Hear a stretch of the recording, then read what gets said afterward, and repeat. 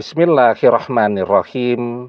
Assalamualaikum warahmatullahi wabarakatuh. Bapak-bapak, ibu-ibu, mas-mas, mbak-mbak, khususnya adik-adikku sekalian yang dirahmati Allah dimanapun Anda berada.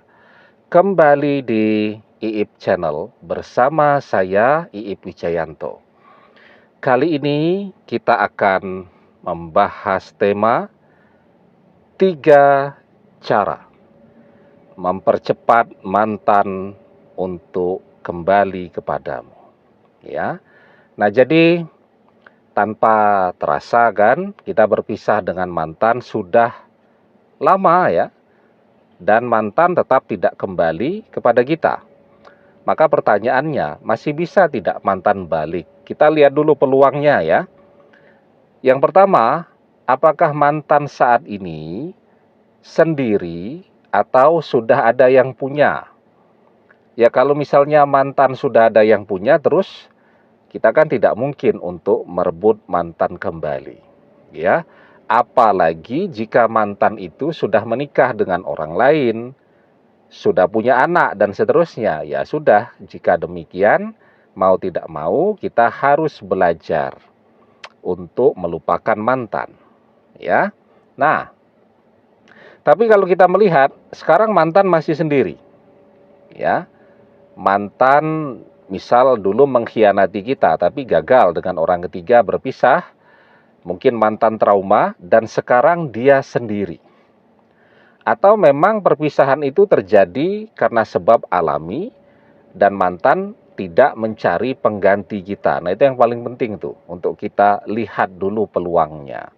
Karena kalau dia sendiri, peluangnya untuk bisa kembali bersama dia besar. Tapi kalau dia sudah bersama orang lain, ya sudah. Artinya peluang kita sudah tertutup, ya. Nah, apalagi kalau dia sudah menikah ya. Kalau sudah menikah dan kita masih mencoba untuk mendekati dan merebut dia, maka orang semuanya akan bilang bahwa kita merusak rumah tangga orang. Itu jangan sampai terjadi ya. Nah, semoga sekarang mantan masih sendiri. Yang kedua ya, kita melihat bahwa tidak ada perubahan yang signifikan pada diri mantan. Artinya mantan tidak koar-koar, ya, tidak mempublikasikan perpisahan dengan kita. Ya, itu menunjukkan bahwa mantan sebenarnya juga masih menjaga peluang untuk kembali bersama kita lagi. Tapi kalau mantan mempublikasikan perpisahan dengan kita, misal curhat di media sosial, bahwa dia sekarang sendiri, dia sudah pisah dengan kita, nah itu namanya mantan sedang usaha. Ya, ngasih tahu siapa saja bahwa dia sendiri, yang berarti mantan sedang berusaha untuk nyari pengganti kita. Nah, jadi mantan tidak melakukan perubahan apapun ya. Jadi kalau misal suami istri nih yang berpisah ya, mantan tetap aktif misal menggunakan media sosial, tapi kita intip status bionya tidak dirubah jadi bercerai kah, jadi single parent kah, enggak ya. Ketika dengan kita status di bionya menikah, ya sekarang tetap dia pertahankan. Nah, itu menunjukkan kita masih punya peluang besar untuk bisa kembali kepada mantan. Tapi kalau mantan sudah cerita ke seluruh dunia dia sudah pisah dengan kita, artinya peluang kita kecil. Itu menunjukkan bahwa mantan sedang berusaha untuk menarik orang-orang yang tertarik kepada dia agar datang. Nah, jadi yang ketiga, seberapa sih besarnya keinginan mantan untuk melupakan kita? Kalau kita tidak melihat ada usaha-usaha mantan untuk melupakan kita, artinya peluang kita besar. Apa usahanya untuk melupakan kita? Misal menghapus foto-foto bersama kita, postingan-postingan yang dia share dari postingan kita dan seterusnya di media sosialnya. Nah, kalau mantan tidak menghapus kenangan-kenangan saat masih bersama kita, artinya dia tidak berusaha untuk melupakan kita.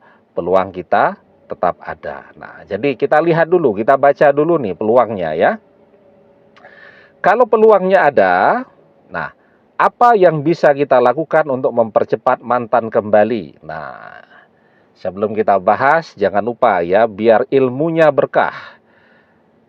Teman-teman yang baru menemukan channel ini untuk memencet tombol subscribe dan menyalakan lonceng notifikasi agar Anda selalu mendapatkan pemberitahuan video-video terbaru dari channel kesayangan kita ini. Ya, dengan subscribe, insya Allah semoga doa-doa kita selalu terhubung dan keilmuan kita juga terhubung ya. Baik. Yang pertama yang harus dilakukan ketika kita ingin mempercepat mantan kembali, maka kita harus memperbaiki dulu apapun yang menjadi penyebab terjadinya perpisahan. Kan orang berpisah mesti ada sesuatu tuh.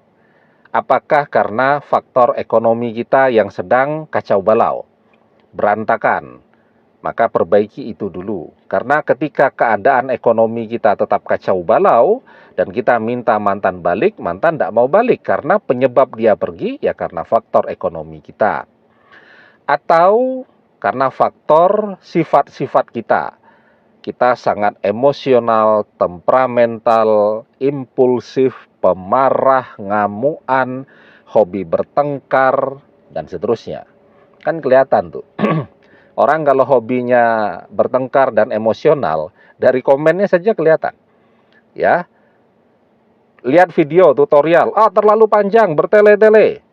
Lihat video tutorial, langsung to the point saja. Lihat video tutorial, doanya mana? Nah, itu menunjukkan yang bersangkutan itu punya sifat dan karakter yang emosional, tergesa-gesa, dan hobi bertengkar itu.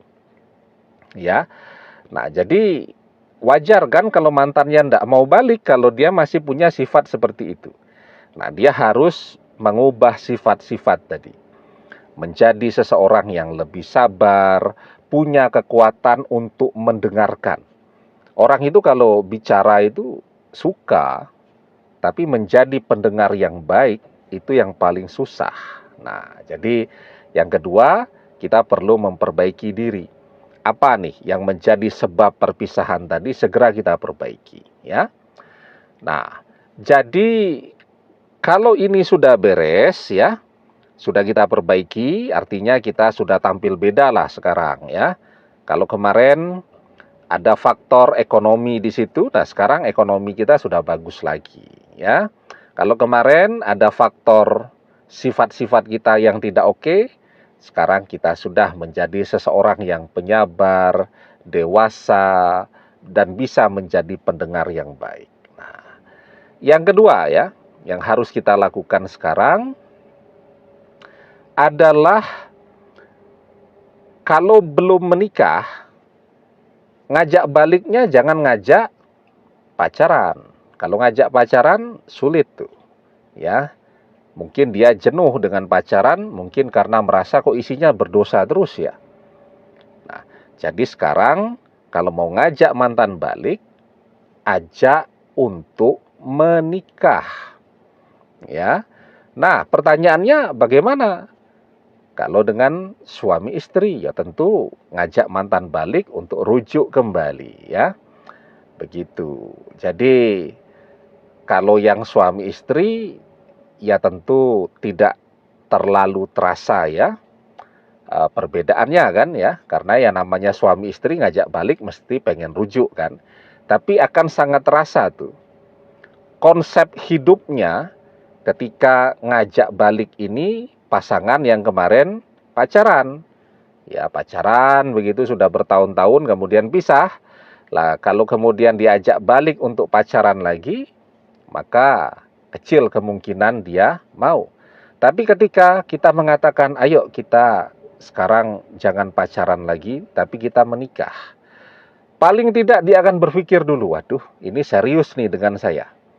Dan semua orang ketika dia punya 3 tanda yang di depan tadi, tidak mencoba mencari pengganti dan seterusnya, ketika ada orang mau serius dengan dia bahagia. ya sekurang-kurangnya dia akan mulai serius juga untuk memikirkan tawaran atau permintaan tadi.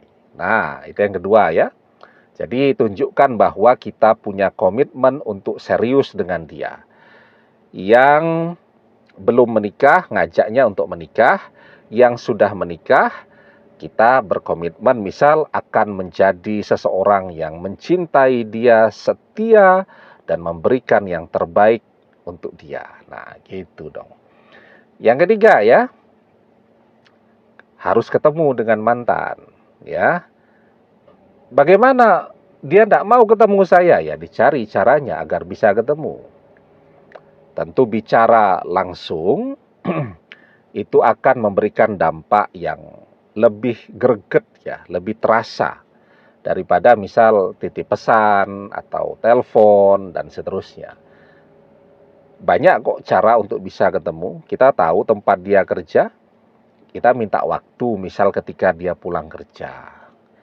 Ya, kita tunggu tuh di tempat dia kerja, minta waktu, langsung to the point saja, ndak usah melebar ke sana kemari.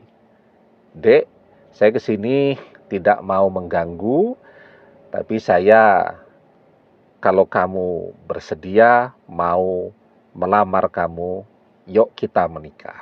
Nah, misal gitu ya. Tapi sebelum bicara, jangan lupa persiapkan dulu doa-doanya. Nah, kita kan biasanya kalau ketemu seseorang kosongan saja, nggak pakai doa. Ujung-ujungnya kita jadi emosi.